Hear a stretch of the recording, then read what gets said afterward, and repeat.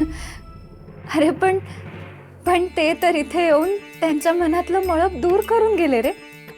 अहोंच्या मनातले गैरसमजाचे काळे ढग आता दूर झाले असतील ना. आता बघ सर्वत्र आनंदाचा प्रकाश पसरेल. अहोंच्या मनात माझ्याबद्दल प्रेम आहे. ते ते स्वतः इथे आले, त्यांच्या मनात खदखदणाऱ्या अनेक गोष्टी बोलले. माझी तळमळ, माझं प्रेम त्यांना कळलं रे विठुराया. आता तरी सगळं छान होऊ दे.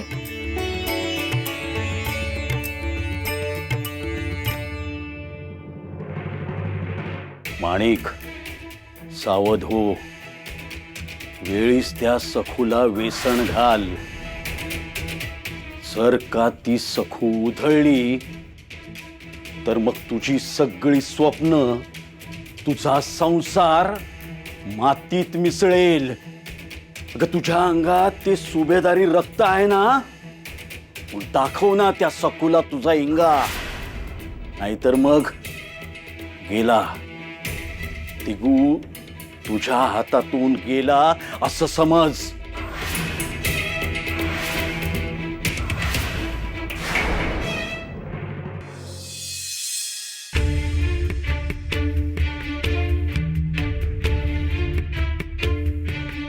मला इथे बघितलं तर नक्की ओरडा पडेल.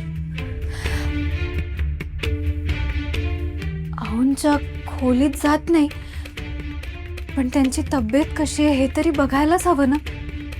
काय करू, दुरूनच बघते, म्हणजे मनाला जरा शांती मिळेल.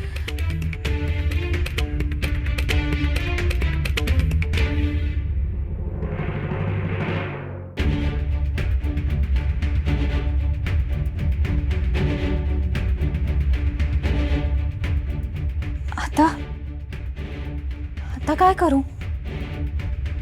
दार तर बंद आहे. अहो झोपले असतील का? दार वाजवून बघू का?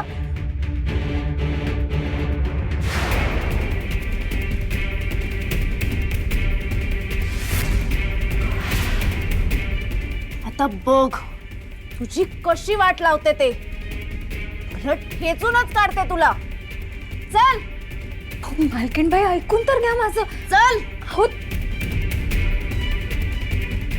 चल. सासूबाई, यमुनावनच्या बाहेर या. बघा तरी हिचं काय चाललंय. काय आता काय पुन्हा नवीन उद्योग केला हिने?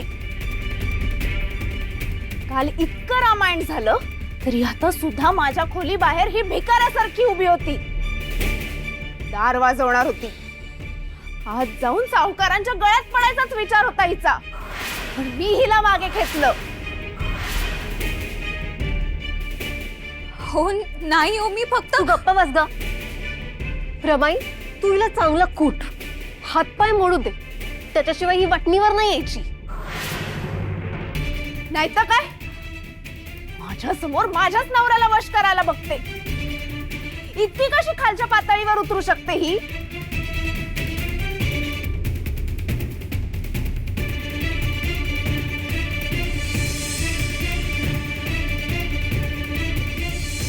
हा, मी असं वागलो?